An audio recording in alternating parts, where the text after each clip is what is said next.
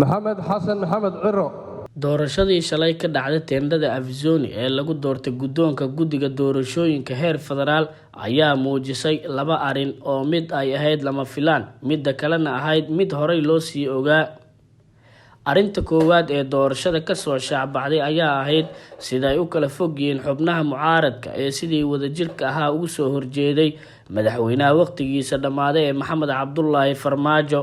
arrinta cajiibka ahayd ee kasoo baxday doorashada guddoomiyaha guddiga fiid ayaa ahayd in xubno ka tirsan midowda musharaxiinta ay hoos ka taageereen guddoomiyaha shalay la doortay ee Maxamed Xasan Ciro oo horey u ahaa guddoomiyihii hore ee guddiga doorashada ee la kala diray ka hor inta aan la saxiixan heshiiska 27 May. Ciro ayaa aad loogu xantaa inuu ku xiran yahay madaxtooyada Soomaaliya gaar ahaan Fahad Yaasiin iyo madaxweyne Farmaajo.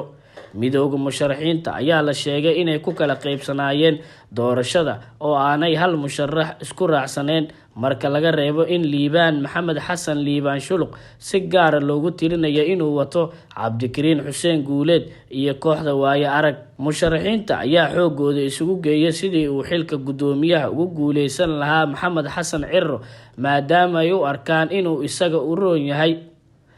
musharaxiinta ayaa xoogooda isugu geeyay sidii uu xilka guddoomiyaha guddiga doorashada ugu guuleysan lahaa Maxamed Xasan Ciro maadaama ay u arkaan inuu isagu ugu roon yahay musharaxiinta ayaa xoogooda isugu geeyay sidii uu xilka guddoomiyaha ugu guuleysan lahaa Maxamed Xasan Ciro maadaama ay u arkaan inuu ka roon yahay Liibaan Shuluq oo ah shakhsi si weyn ugu ololeeya musharax madaxweyne Cabdikariin Xuseen Guuleed.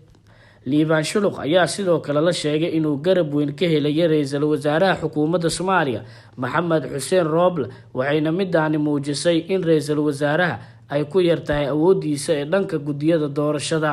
arrinta labaad ee doorashada kasoo shaacbaxday ayaa ahayd awoodda dhaqaalaha ku yeesha doorashadii shalay iyo in dhaqaalaha mar kale uu noqon doono awoodda ugu muhiimsan ee doorashada madaxweynaha iyo midda baarlamaanka. sida aan xogta ku helnay madaxtooyada Soomaaliya ayaa xubnaha dooranaya guddiga u qaybisay lacag aad u fara badan si ay u soo saarto mar kale Maxamed Xasan Ciro. sidoo kalena qaar ka tirsan musharaxiinta ayaa lacag fara badan ku bixiyay inaan la dooran Liibaan Shuluq maadaama ay ku xamanayaan inuu ka tirsan yahay kooxda waaye arag iyo sidoo kale musharax madaxweyne Cabdikariin Xuseen Guuleed. doorashada guddoomiyaha guddiga fiid ee lagu qabtay magaalada Muqdisho ayaa guddoomiyaha guddigaasi waxaa loogu doortay Maxamed Xasan Ciro kaas oo wareegga labaad ee doorashada helay codad gaaraya 14 cod halka Liibaan Maxamed Xasan Liibaan Shuluq oo la tartamayana uu helay 10 cod.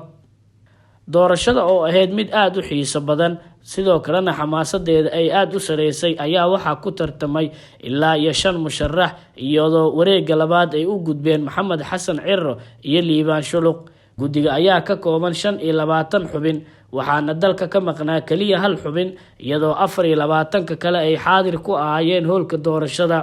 guddoomiyaha cusub ee guddiga doorashada heer federaal Maxamed Xasan Ciro ayaa lagu tiriyaa inuu si weyn ugu dhow yahay garabka madaxweyne Farmaajo iyo taliyaha NIS Fahad Yaasiin inkastoo isagu uu dhowr mar ka sheegay meel fagaara inuu si cadaalad ah ugu shaqeyn doono doorashooyinka Soomaaliya.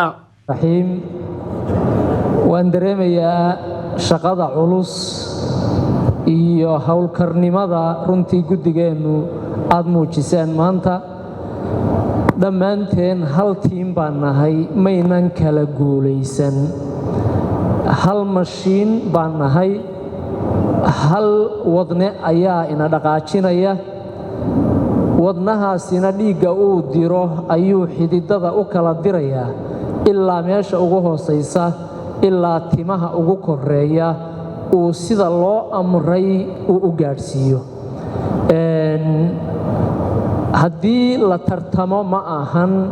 in ay colaadi jirto iyo kala fogaansho. walaalaan nahay hawl qaran oo ay 20 milyuun oo Soomaaliyeed oo daafaha dunida iyo dalka gudihiisaba kala jooga ay eegayaan ayaa ina hortaala. waa hawl culus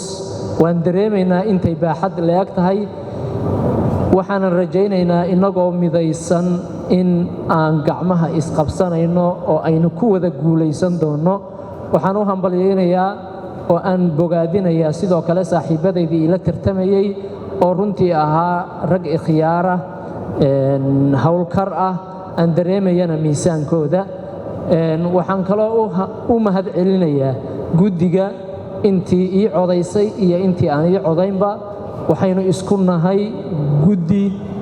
hal shaqo wada qabanaya waanan idin mahad celinayaa dhammaanteen sidoo kale waxaan u mahad celinayaa guddigii iyaguna ka soo shaqeeyey doorashadan oo runtii si dhabar adayg leh oo hufnaan leh u shaqeeyey guddoomiyihii ku-meelgaarka ahaa ayaan sidoo kale u mahad celinayaa xilligii adkaa inaga soo saaray oo maanta inoo jiheeyey inaan noqonno hay-ad dowladeed oo dhisan oo cagaheeda ku istaagtay waa idin salaamayaa wasalaamu calaykum waraxmatullaahi wabarakaatu dad fara badan ayaa u arka guusha Maxamed Xasan Ciro iyo sidoo kale ku-xigeenkiisa in dowladda federaalka ee Soomaaliya ay saameyn weyn ku yeelatay guddiga doorashada heer federaal iyadoo sidoo kale madaxweyne Farmaajo iyo Fahad Yaasiin dhaqaale fara badan ay ku bixiyeen in mar kale la doorto Mawlid Mataan iyo sidoo kale Maxamed Xasan Ciro